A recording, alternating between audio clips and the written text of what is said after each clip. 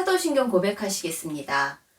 전능하사 천지를 만드신 하나님 아버지를 내가 믿사오며 그 외아들 우리 주 예수 그리스도를 믿사오니 이는 성령으로 잉태하사 동정녀 마리아에게 나시고 본디오 빌라도에게 고난을 받으사 십자가에 못 박혀 죽으시고 장사한 지 사흘 만에 죽은 자 가운데서 다시 살아나시며 하늘에 오르사 전능하신 하나님 우편에 앉아 계시다가 저리로서 산 자와 죽은 자를 심판하러 오시리라.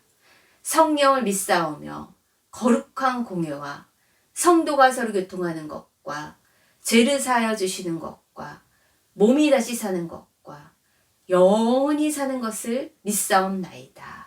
아멘. 예수님의 보혈 선포 기도문 6입니다. 하나님의 아들 예수님의 보혈은 모든 죄로부터 나를 깨끗하게 하십니다. 다시 한번 선포하겠습니다. 하나님의 아들 예수님의 보혈은 모든 죄로부터 나를, 우리를 깨끗하게 하십니다. 요한일서 1장 7절. 말씀 봉독 디도서 3장 8절에서 11절입니다. 이 말이 미쁘도다. 원하건대 너는 이 여러 것에 대하여 굳세게 말하라. 이는 하나님을 믿는 자들로 하여금 조심하여 선한 일을 힘쓰게 하려 함이라. 이것은 아름다우며 사람들에게 유익하니라. 그러나 어리석은 변론과 족보 이야기와 분쟁과 율법에 대한 다툼은 피하라. 이것은 무익한 것이요 헛된 것이니라. 이단에 속한 사람을 한두 번 훈계한 후에 멀리하라. 이러한 사람은 네가 아는 바와 같이 부패하여 스스로 정죄한 자로서 죄를 짓느니라. 아멘. 말씀 제목은 거짓에 대한 분별입니다. 호국보훈의 달 남한과 북한의 6.25 전쟁을 기억합니다. 나라를 위해 전쟁에서 목숨을 바친 자는 애국자입니다. 애국자가 없는 나라는 망합니다. 하나님 나라 또한 그 나라를 위해 먼저 하나님 나라를 사랑한 그 애국자의 길을, 옳은 길을 가신 그분이 누구십니까? 하나님 나라의 백성을 등록시키고자 영접하는 자, 그 이름을 믿는 자마다 하나님의 자녀가 되는 권세를 주고자 인류의 죄의 문제를 독생자 예수님의 대속하신 은혜로 그를 믿는 자마다 멸망치 않고 하나님의 자녀가 되는 영원한 생명의 소망을 믿습니다. 하나님의 자녀가 되는 권세를 주심을 믿습니다. 하나님 나라를 위한 애국자의 길을 걸으신 예수님의 십자가 사역으로 사망 권세를 이기셔서 지옥 자식들을 구속하신 구원자께서, 구원자 예수님이 물으십니다. 나는 너를 위해 생명 다해 모든 것을 주었건만 너는 나를 위해 무엇하려느냐 물어보실 때 죽기까지 그 길을 따라오리라 하며 순종할 수 있는 그 힘은 바로 참된 가치에서 시작됩니다. 참된 진리 안에서 시작되는 것입니다. 참된 가치는 참된 진리입니다. 요한일서 5장 4절. 무릇 하나님께로부터 난 자마다 세상을 이기느니라. 세상을 이기는 승리는 믿음이니라. 예수께서 하나님의 아들이심을 믿는 자가 아니면 세상을 이기는 자가 누구겠느냐. 오직 예수 그리스도를 믿는 믿음으로만이 그 참된 진리 안에서 우리가 확신이 있게 믿음 안에 반석 위에 흔들림이 없이 그 옳은 길을 누가 뭐라 해도 어떠한 환난과 핍박과 기근이 있어도 그 옳은 길을 끝까지 갈 수 있습니다. 그래서 바울은 디도에게 디도서를 통해서 편지를 통해서 크레타에서 사역하는 아들과 같은 디도에게 보낸 편지입니다. 크레타, 그레데 섬은 어디입니까? 그리스 아테네 남쪽에 위치한 항구 도시입니다. 그리스 신화에 따르면 유럽 문명이 시작된 곳이라고 하죠. 이집트는 해양 민족을 가나안 쪽으로 밀어붙였는데 그 밀려난 자들이 블레셋이라는 나라를 세웠다고 합니다. 성경은 이 블레셋의 근원지인 크레타, 갑돌이라고 하고 혹은 그렛이라고 지칭을 합니다. 블레셋의 근원지가 바로 크레타섬, 그레데섬, 지금 디도가 남은 사역을 하고자 하는 그레데섬인 것입니다. 바울은 로마 감옥으로 호송되던 중에 그레데섬 남쪽에 있는 아름다운 항구에 들렀습니다. 바울이 로마에서 1차 투옥되었다가 풀려난 시점에 다시 크레타섬을 찾았습니다. 그곳에 바울이 교회를 세운 후에 영적인 아들과 같은 디도를 그 그레데섬에 남겨두어 올바른 리더십을, 올바른 지도자, 감독, 장로들을 세워 남은 일을 바로잡는 참된 진리를 확실하게, 굳세게, 강하게 전하도록 이끕니다. 블레셋의 근원지인 그레데섬, 이 크레타섬, 이 블레셋은 어떤 민족입니까? 과거 역사를 볼 때 이스라엘을 기나긴 시간, 오랜 시간 괴롭힌 원수의 나라입니다. 그러나 바울은 이 블레셋 근원지인 역사적인 원수의 지역일 수 있는 그레데섬, 이 크레타 땅에 디도에게 사명을 맡깁니다. 그 원수 같은 땅일 수 있는 곳에, 그 그레데 섬에, 크레타 땅에 왜 디도에게 사명을 맡깁니까? 우리를 위해서, 내 죄를 위해서 나를 살리시고자 생명 다하신 예수님의 핏값으로 세워진 교회는 참된 진리를 거부하는 악한 자에 대해서는 결코 침묵해서는 안 됩니다. 그러기에 피 흘리기까지 옳은 길을 위해 대항해서 사수해야 하는 것이 참된 진리를 따르는 자이기 때문입니다. 원수의 지역일 수 있는 그레데 섬에 예수 그리스도의 그 복음의 사랑이 전파되어야 함은 예수 그리스도의 사랑의 빚진 자이기 때문입니다. 거짓에 대해서, 진리를 거부하는 거짓 선생에 대해서는 참된 진리를 올바로 가르침으로 그 거짓 선생들에게 미혹되게 침묵해서는 안 되는 것입니다. 크레타 교회 안에는, 그레데 교회 안에는 세상의 것이 들어와 혼란스럽습니다. 미혹하고 있습니다. 누구 때문입니까? 영혼을 사기치는 거짓 선생 때문이죠. 거짓 선생들은 불순종하고 헛된 말을 하며 속이는 자가 그레데 교회에 판을 치고 있습니다. 특히 할례라는 행위를 통해서, 정결법의 그 준수를 통해서 구원의 조건으로 가르치는 유대주의자로 인해 성도들은 혼란스럽습니다. 복음은, 가장 기쁜 소식은 오직 예수 그리스도를 믿는 믿음으로만이 의롭게 되는 것인데, 이 유대주의자들은 할례를 함으로 인해서, 율법을 지킴으로 인해서 의롭다 함을 입는다는 것에 대해서 가르치는 것이에요. 모든 사람이 죄를 범하였음에 하나님의 영광이 이르지 못한다고 합니다. 율법을 어느 누가 다 지킬 수 있단 말입니까?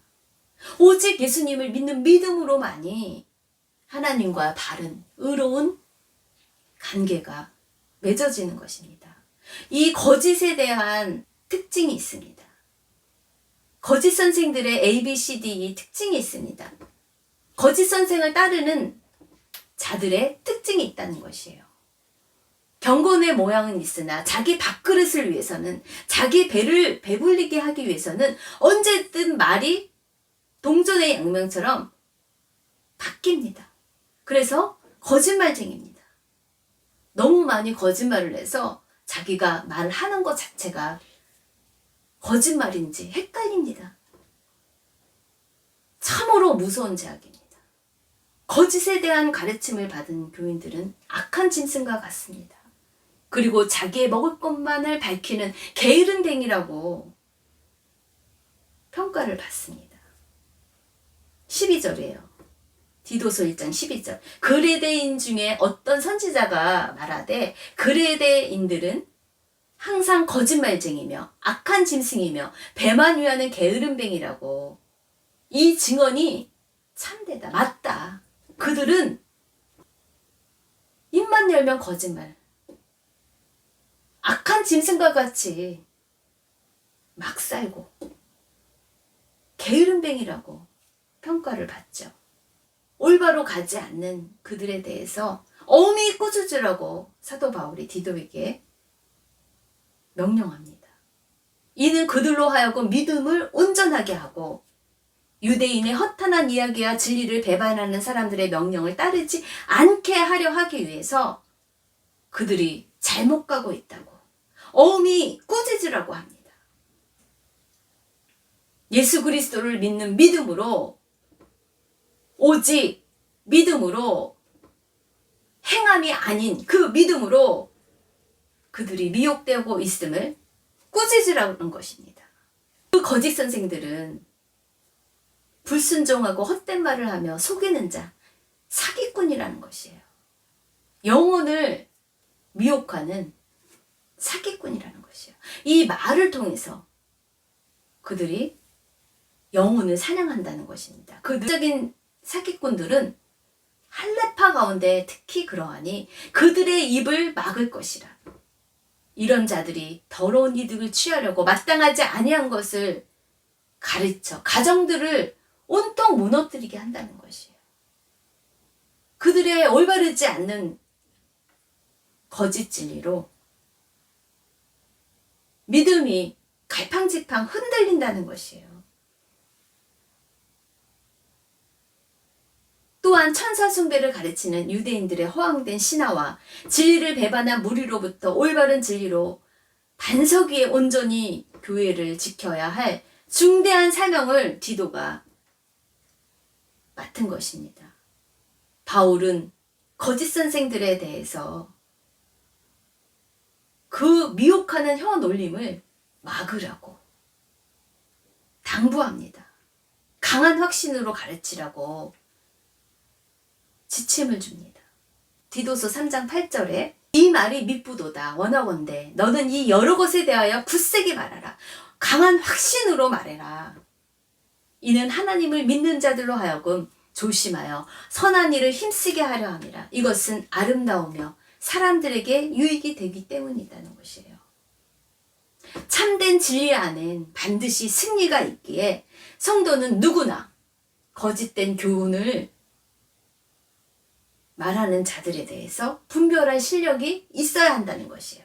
그런가 아닌가를 분별할 수 있는 지각이 있어야 된다는 것이에요.